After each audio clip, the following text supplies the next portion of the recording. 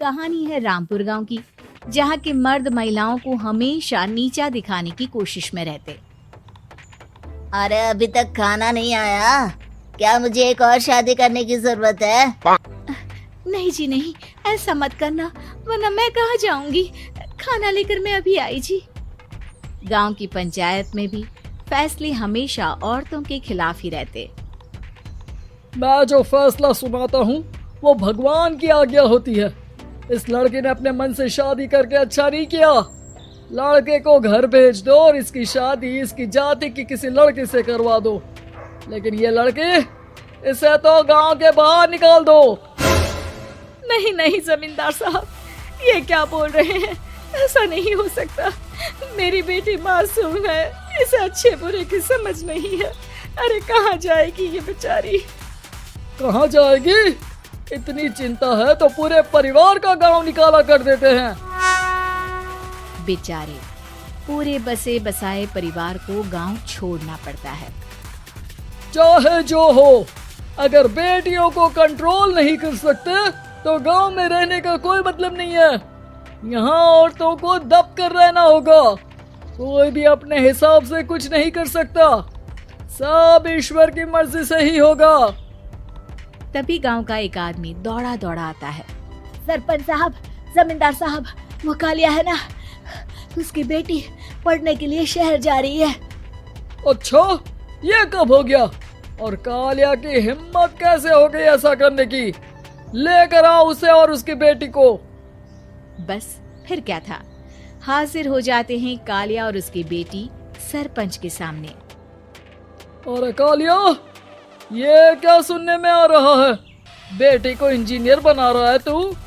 और ये बता, गांव में तो स्कूल नहीं है, फिर कहां से इतनी क्लास पास कर गई तेरी बेटी? राधा, जो कि कालिया की बेटी है, उसे लगता है कि सरपंच उसकी तारीफ कर रहे हैं। सरपंच जी, मैंने ऑनलाइन पढ़ाई की है, डिस्टेंस लर्निंग से। सभी में मैंने अच्छे नंबर पाए हैं, जिसे देखते हुए शहर की इंजीनियरिंग कॉलेज में मुझे स्कॉलरशिप मिली है। वाह जी वाह, क्या होती है ये? पहले तो ये बताओ, फिर आगे की बात करते हैं। पूरा गांव राधा की बात सुन रहा था और राधा बोलती जा रही थी। तो ऐसे मैं फ्री में एक अच्छी शिक्षा लेकर गांव में जो कुछ परेशानियां हैं, जैसे बिजली, पानी और इंटरनेट जैसी समस्याओं के लिए काम करूंगी। मैं गांव को शहर से जोड़ने के लिए पुल का निर्माण करवाने का प्रस्ताव रखूंगी। मुझे पूरी उम्मीद है कि जल्द ही हमारा गांव भी तरक्की की राह पर चल पड़ेगा। राधा की बात सुनकर सारे गांव वाले ताली बजाने लगते हैं। सरपंच को समझ नहीं आता कि वो क्या करे। चुप रह नादान लड़की, गांव के खिलाफ जाने के लिए तुझे गांव से बेदखल कर दिया जाएगा, वो भी पूरे परिवार के साथ। और हाँ, अगर ठीक से गांव में रहना चाहती है तो ये पढ़ाई लिखाई छोड़ दे। हम तेरे लिए गांव का कोई होनहार लड़का देखेंगे। तभी गांव का एक आदमी बोल पड़ता है। अरे नहीं नहीं सरपंच जी, राधा बिटिया जो बता रही है, अगर वैसा हो जाए तो हम लोगों को पैसा कमाने के लिए बाहर नहीं जाना पड़ेगा। हाँ जी, और ना ही कोसों दूर पानी के लिए भटकना पड़ेगा। हमारे बच्चे भी अच्छी पढ़ाई कर सकेंगे और आगे बढ़ेंगे, ना कि हमारी तरह खेती करते बैठेंगे। क्यों गांव वालों, राधा बिटिया का साथ देना चाहिए ना। सरपंच देखता है कि गांव राधा के साथ है तो वो चुप हो जाता है। वो घर आकर अपने सलाहकार से बात करता है, जो बहुत ही चालाक किस्म का इंसान होता है। अरे सरपंच साहब, आपको बहुत ही होशियारी से काम लेना पड़ेगा। एक बार गांव तरक्की कर गया, यहाँ के बालक पढ़ लिए तो कोई ना पूछेगा आपको। और फिर ये जो बेटा और बेटी है ना आपके, इनको भी आम लोगों की तरह ही जीवन जीना होगा। हाँ, लेकिन करे तो क्या करे? वो ना आप मुझ पर छोड़ दीजिए, बस मैं जैसा बोलूं करते जाइए। अगले रोज सुबह जब गांव वाले सोकर उठते हैं तो राधा के घर के बाहर और साथ ही वो लोग जिन्होंने राधा का सपोर्ट किया था, उनके घर के आगे लाल रंग से कल आऊंगी लिखा होता है। कल आऊंगी, यह क्या होता है? अरे यह तो खून से लिखा है, लगता है कोई भूत प्रेत या चुड़ैल का साया है। चलो सरपंच जी के पास चलते हैं। सभी सरपंच के पास जाकर उसे सारी बात बताते हैं। अरे ये तो बड़ी मुश्किल की बात है। चलो मैं एक बाबा को जानता हूँ, उन्हें बुला लेता हूँ। सरपंच बाबा को लेकर गांव के घर के बाहर जाता है। ओहो, तो ये वो चुड़ैल है जो उन लोगों को निशाना बनाते हैं जो गांव को बदलने का सपना देखते हैं। वो गांव को ऐसे ही संपन्न देखना चाहती है। वो नहीं चाहती कि कोई बाहरी यहाँ का कायाकल्प करे। क्या तुम लोगों में से किसी ने गांव को बदलने की सोच रखी है? तभी राधा की माँ रोते रोते आती है। मेरी राधा घर से गायब हो गई है। अरे कोई तो बचाओ, मेरी बच्ची कहाँ गई?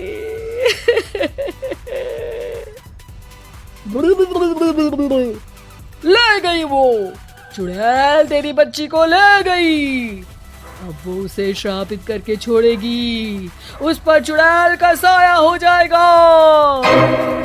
तभी बुरी सी हालत में राधा भी वहाँ आ जाती है। उसके बाल चुड़ैल की तरह फैले होते हैं और कपड़ों में खून लगा होता है।